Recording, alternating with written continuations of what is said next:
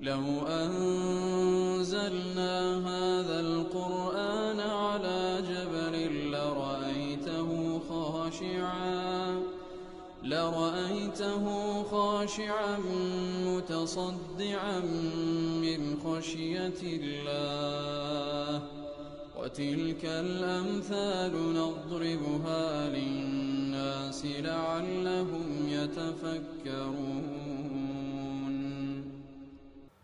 الحمد لله والصلاة والسلام على رسول الله وعلى آله وصحبه ومن والاه. السلام عليكم ورحمة الله. برزا خوشحال لوانەی شێست و دوو لەوانەکانی تەفسیری قورئان پیرۆز بێمەوە خزمەتتان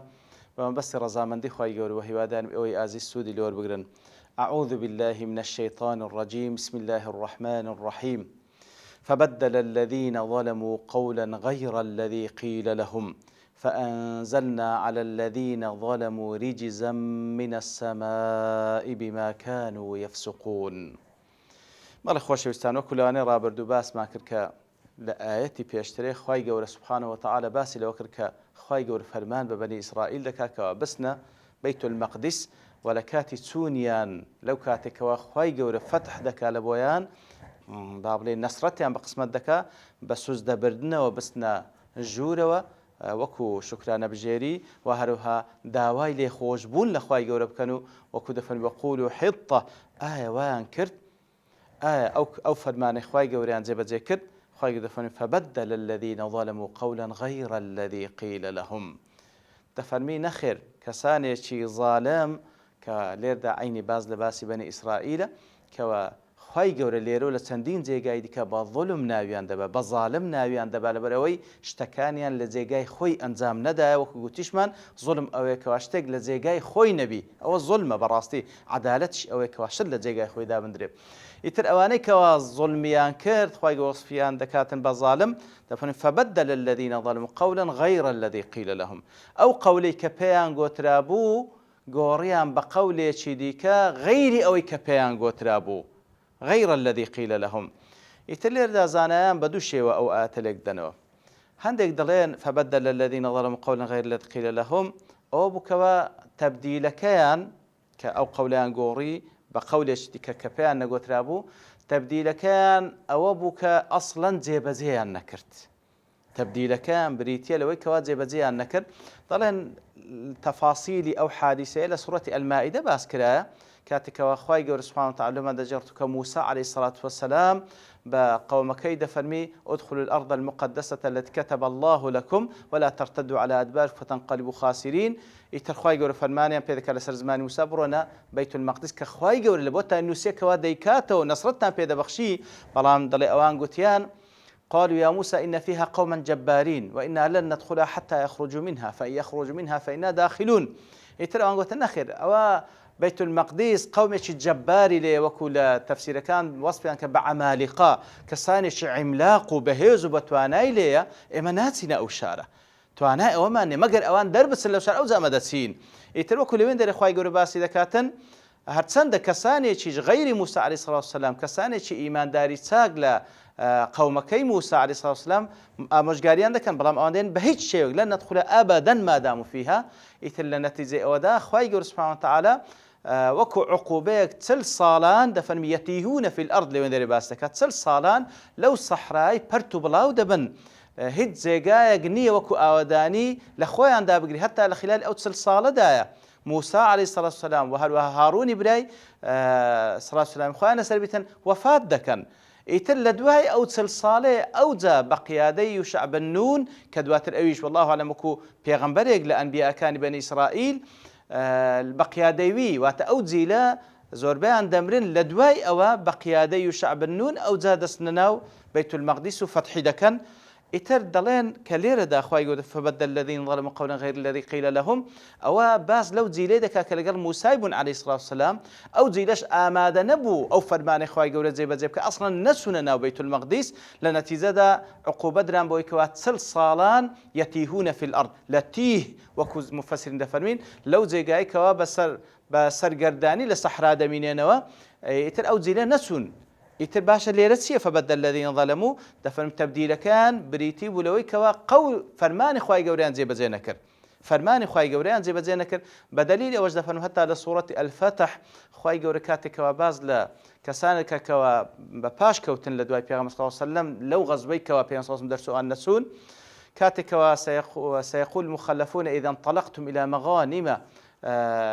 کاتێکەوە خوای گەورە باسییان دەکاتن کە دەڵێن بە پێغەمبەر دەڵێن صلی الله علیه و سلم بە مسلمانان دەڵێن ئەگەر دەرچوون لە دوایەوەی ئەوان دەرنەچوون پێشترێ لە غەزوەی پێشترێ خوای گەورە دەفەرمێ ئەوان بە پێغەمبەریان دەگوت صلی الله عليه وسلم ئەگەر چوون لە بۆ جێگایەکەوە غەنیمەتی زۆرە ذرونا نتبعكم لێمان گەڕێن بە ئەمەش ئیتیباعتان بکەین لێ گەڕێن ئەمەش بارەگەڵتان بین و بەشدار بین لەو غەنیمە خوای گەورە دەفەرمێ قل لن تتبعونا كذلكم قال الله من قبل پێیان بڵێ لەگەڵمان نایە لەبەرەوەی خوای گەورە فەرمانی کردێ نابی لەگەڵمان بێ لەبەرەوەی جەزای ئەوەی کەوا پێشتر لەگەڵمانە ئەوجا خوای گەورە دەفەرمێ یوریدون ئەن یوبەدلوا کەلام الله لە پێش ئەوە دەفەرمێ ئەوان دەیانەوێت کەلامی خوا بگۆڕن دەیانەوێت کەلامی خوا بگۆڕن کەواتە کە خوای گەورە فەرمانی کردێ نابی لەگەڵمان دەرچن نابی فەرمانی خوا بگۆڕێ و نابی قەولی خوای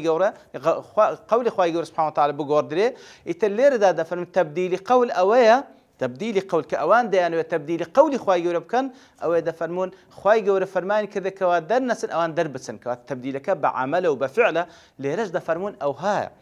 كاتك فبدل الذين ظلموا قولا غير الذي قيل لهم أو كوا أو قولي كخواي جورب فرماني بيكردبون أوان أصلا هاد زي بزيان نكر قولي إيش كيانجو هاد أصلا زي بزيان نكر أصلا آماده نبون وكل سورة المائدة وكتازة باس ما كرد ئامادە نەبوون ئەسڵەن بچنە ناو ئەو شارەوە لە نەتیجەدا چل ساڵ لە تیهمانەوە لەو سەحرایە بەسەرگردانیمانەوە ئەوە قەولی یەکەم کەواتە تەبدیلەکەیان بریتێ لە تەبدیلەکی عەمەلی لە بۆ ئەو قەولێک کە پێیان گۆترا بوو ئامادە نەبوون بچنە بەیت المەقدیس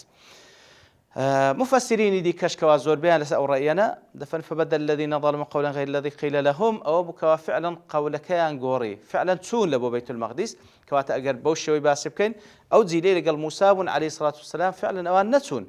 لبرو ثابت وكل سورة المائدة باسكرا كواتا باس لزيلكي دواتر كوا بقيادة يوشع بن نون فعلا تشوننا وبيت المقدس بلام أو قولي دباهر زيب كان أوانيش زيان نكر تشون بيت المقدس بلام لزياته وكوا وادخل الباب سجدا وكل حديث صحيح پیغمبر دهاتي صلى الله عليه وسلم لصحيح بخاري دهاتي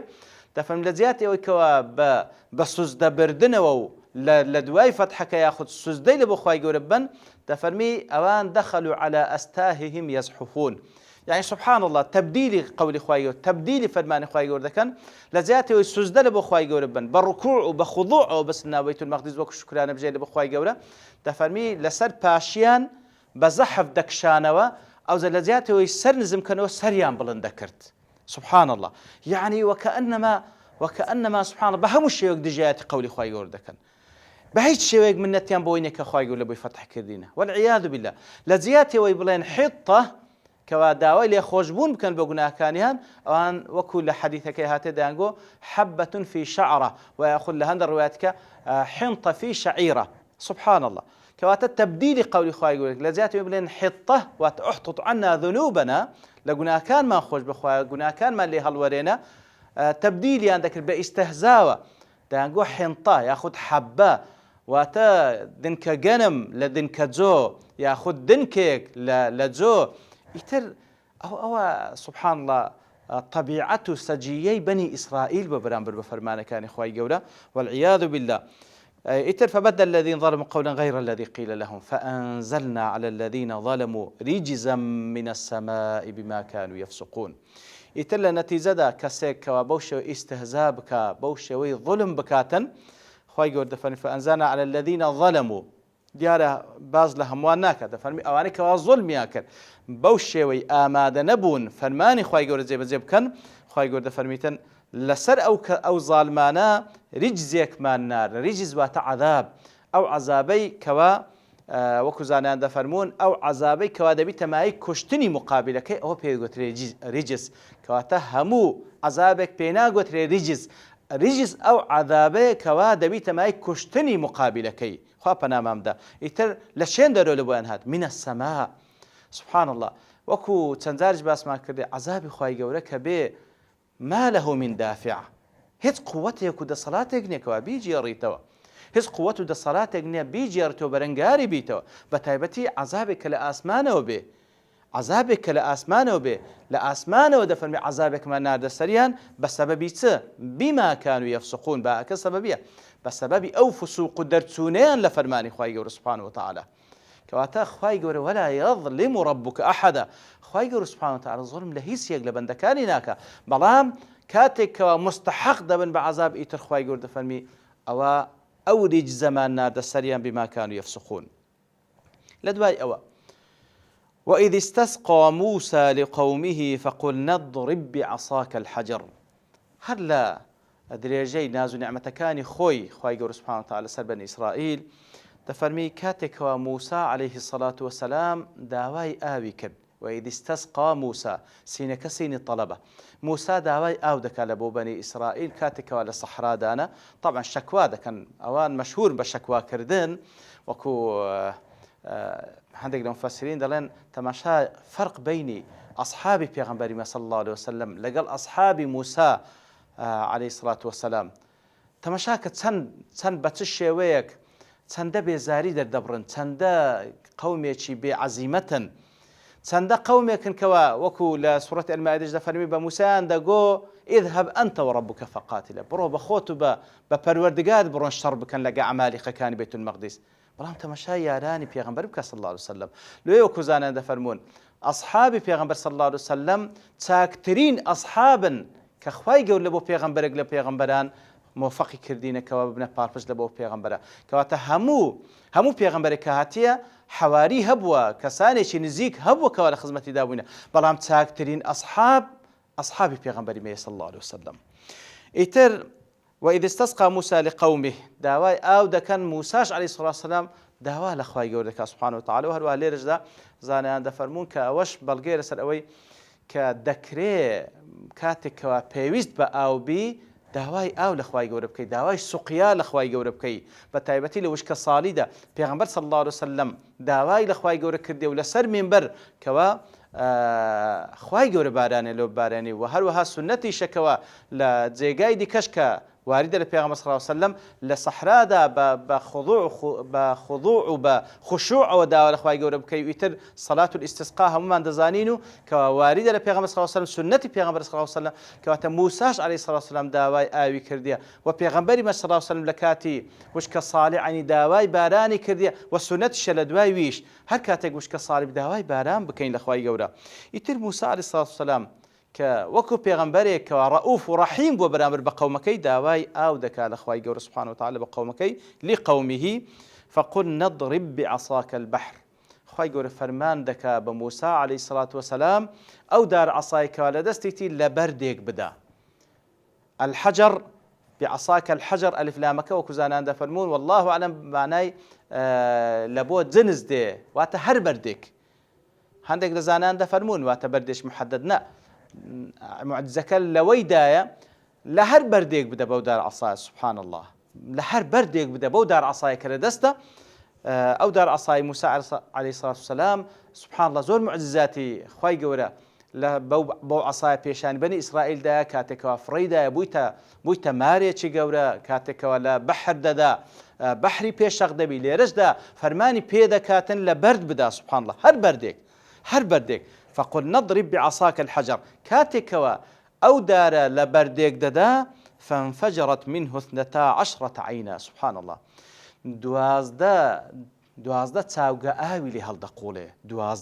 دوازده قد علم كل أناس مشرب لبروي دوازده تيرا بوينا بني إسرائيل كوا لخدمة موسى بوينا عليه الصلاة والسلام دوازده تيرا بوينا خواهي قورج دفرمي دوازده تاوغا آو لو بردي هالقولة دوازده تاوغا ئاو لەو بەردەی هەڵقوڵە ئیتر سبحان الله ئەو معجزاتانە هەمووی بە پێشساوی خۆیان دەبینن طبعا لێرە دەفەرمی فانفجرت واتە هەڵقوڵە زۆر بە کەمیەیەکی زۆرە لە سوورەتی الأعراف فانبجست لەوێن دەرێ فانبجست بە مانای وەکو زانان دەفەرمون واتە ئاوی لێدێ بەڵام ئاوێکی کەمی لێدێ بەڵام فانفجرت ئاوێکی زۆر لێ هەڵقوڵە ئیتر جەمعا لە بینی ئەو دوو ئاەتە مفەسرین دەفەرمون فعلا بدایەتەکەی ئینبیجاز بووە دوایش ئینفجار بووە کەواتە ئاوێکی کەم لە سەرەتادا هاتێ پاشانش ئاوێکی زۆر لێ هەڵقوڵایە ئیتر وەکو معجیزەیەک بالمناسبة جزانان دفرمون أو معززي موسى عليه الصلاة والسلام بلام لسردستي بيغمبري صلى الله عليه وسلم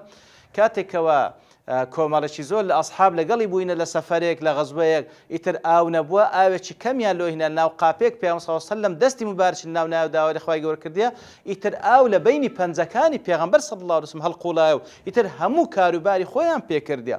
جا وەکو زانایان دەفەرمون بەڵێ معجزەی پێغەمبەریمە صلی الله علیه وسلم گەورەتر لەوی لەبەرەوەی بەرد وەکو لە سوورەتی البەقەرە هەر عین لە نهایەتی نیوەی جوزئی یەکەم دەفەرمی ئاو بەرد هەیە ئاوی لێ هەڵدەقوڵێتن و چەندین بەردی شێوەکو دەبین ئاوی لێ هەڵدەقوڵێ ئیتر با بڵێن معجزەی پێغەمبەر صلی الله علیه وسلم لە بینی پەنجەکانی هەڵقوڵا کەوا شتیوانە بووە بە هیچ شێوەیەک ئیتر هەردووچیان معجزەنە بەڵام معجزەی پێغەمبەریمە صلی الله عليه وسلم گەورەترە قد علم كل أناس مشربهم لو دوازدە چاوگەوە و بی هەر تیرێک لەوانە لە چاوجی خۆی بخواتەوە مەشاکل لە نێوانیان ڕوونەداتن كلوا واشربوا من رزق الله بخۆن و بخۆنەوە لە ریزقی خوای گەورە لەو مەن و سەلوایە و لەو ئاوەیەکەوە لەو بەردە هەڵدەقوڵێ ولا تعثوا في الأرض مفسدين كواتا بلاو مبنو لسر روي زوي بفساد كردن ومعصيات ولا تعثوا ديارا عثو واتا بلاو بونويا بخيراي بنيازي فساد كردن واتا بوشوي بلاو مبنو وفسادي مكان تاوكو اسمو ناوي مفسد تان لسر جيبا زينبيتن ديارا فساد وكو سنزارك باس ما كرديا بماناي اويدي كوا فساد لو كاتي فساد لەسەر ڕووی زەوی دەبێتن کاتێکەوە مەعسیەتی خوای گەورە دەکرێت خوا پەنامان بداتن ئیتر دیارە ئەوان هەر بە پێچەوانە بووینە خوا پەنامان بدا پاشانیش لە درێژەی ئەو ناز و نیعمەتانی کە خوای گەورە لەسەری کردینە لە ئاتی دواتریش باز دەکاتن بەڵام لەبەر تەواوبوون کات لێرە دەوەستین بە پشتوانی خوای گەورە لەوانی داهاتوو دێنەوە خزمەت ئاەتەکان وصلى الله وسلم على نبينا محمد وعلى آله وصحبه أجمعين وآخر دعوانا أن الحمد لله رب العالمين لو أنزلنا هذا القرآن على جبل لرأيته خاشعا متصدعا من خشية الله وتلك الأمثال نضربها للناس لعلهم يتفكرون